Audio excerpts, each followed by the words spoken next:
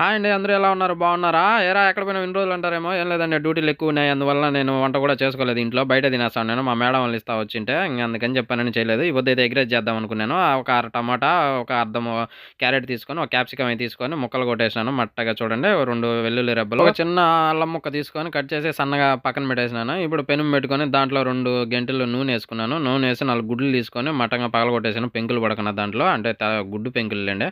ఇప్పుడు దాంట్లోకి ఉప్పు, కొంచెం జీలకర్ర పొడి, మిరియాల పొడి నూరి పెట్టుకున్నాలే మొత్తానికి ఏసేసుకున్నాను. ఏసేసుకొని దీన్ని బాగా మిక్స్ చేస్తున్నాను చూడండి.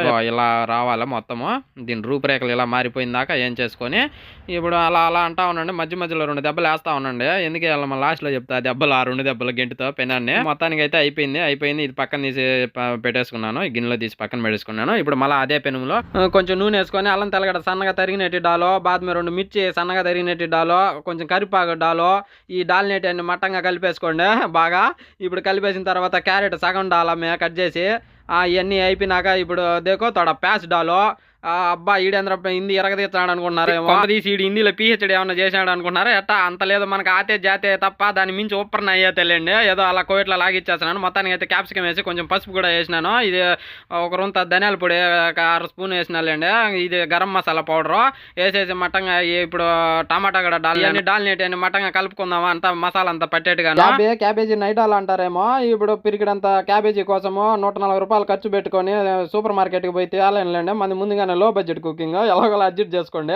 ఉన్నది ఉన్నట్టు లేనట్టు చేసుకుందాం మనము. ఇవన్నీ నాకు ఇంట్లో ఇచ్చారు కాబట్టి నేను అందుకని ఉన్నట్టుతోనే నీట్గా చేసేసినాను చూడండి. ఈ మొత్తం గుడ్డు కూడా వేసేసి ఇంకా రైస్ కూడా వేసేసి ఇలా కలిపేసినాను. నీట్గా కలిపేసి ఇలా పెట్టుకున్నాను. మధ్యలో 2 దెబ్బలు వేస్తా ఉండండి మీరు చూడండి. ఇలా కొడతా ఉండాలి.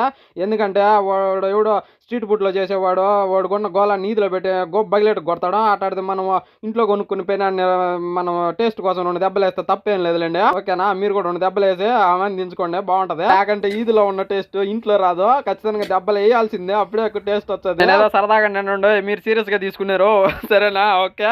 ఇప్పుడైతే ఇంకో గుడ్డు ఉంటే అబ్బాయిలు చేస్తాను చూడండి. దాంట్లో కొంచెం ఉప్పు, కొంచెం అదే మిరియాల పొడి వేసి మూత పెట్టేసినాను చూడండి. ఎంత చక్కగా 2 నిమిషాలు లో ఫ్లేమ్ లో పెట్టేసినాను.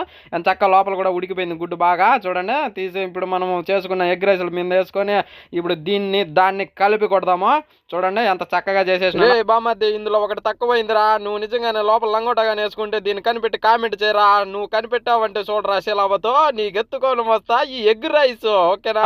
మొత్తానికి పెట్టాడు ప్లేట్ మనోడు. నిమ్మకాయ పిండుకోండి ఖచ్చితంగా. ఆనియన్ కూడా పక్కన పెట్టుకోండి, కమ్మగా ఉంటాయి. తీసుకో తిను.